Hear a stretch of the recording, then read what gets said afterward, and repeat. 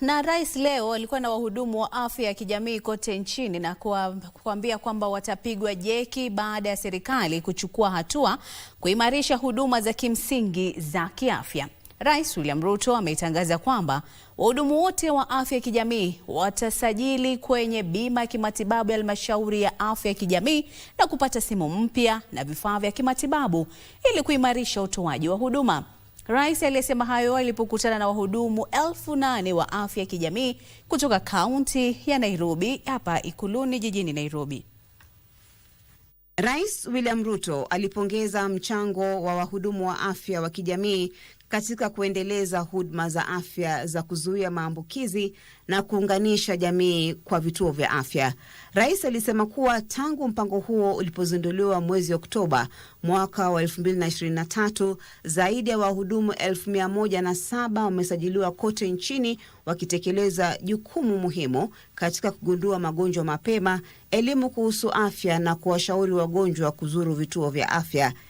As the Social Health Authority coverage expands, you will educate households on their benefits, support registration and enrollment, facilitate referrals, and strengthen the preventive care that lowers the cost of health for every family and for everyone in our nation. Ili kuwapa motisha wahudumu hao wa afya, rais alitangaza kwamba serikali ya kitaifa itawapa bima ya matibabu kupitia Halmashauri ya Afya ya Kijamii kwa shilingi milioni 390, huku serikali za kaunti zikitarajiwa kutoa nusu ya kiasi hicho. Sisi tutatoa pesa milioni 390 na counties wetu watatoa nusu ya hiyo pesa, ndio hawa community health promoters kila mmoja wao awe amekuwa covered under SHA. Tumekubaliana. Vile aliahidi kuwapa wahudumu hao simu na vifaa vya kimatibabu ili kuimarisha ukusanyaji data, uchunguzi wa magonjwa na utoaji huduma katika kiwango cha familia. Hao ma CHP wako hapa leo hawakukuwa na training, tumewatrain. Hawakutambulika, tumewatambua.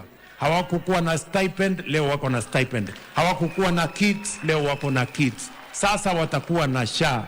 Sasa wataendelea kupata kits mpya, watapata simu mpya, na tutapanga mambo yao ya stipend tukienda mbele. Wahudumu wa afya wa kijamii katika kaunti ya Nairobi tayari wamepiga hatua kubwa, zikiwemo kusajili zaidi ya familia 810, kutekeleza upimaji wa magonjwa ya kisukari na shinikizo la damu, na hivyo kuwafanya maelfu ya wagonjwa kutafuta huduma maalum za matibabu. Kufikia sasa 65% ya watu wa Nairobi County tayari wamejiandikisha ndani ya SHA. Pongezi, na nyinyi wana CHP ndio mmetusaidia kutimiza kazi hiyo. Zaidi ya watu milioni 2.8 hapa Nairobi tayari wamejisajili ndani ya SHA.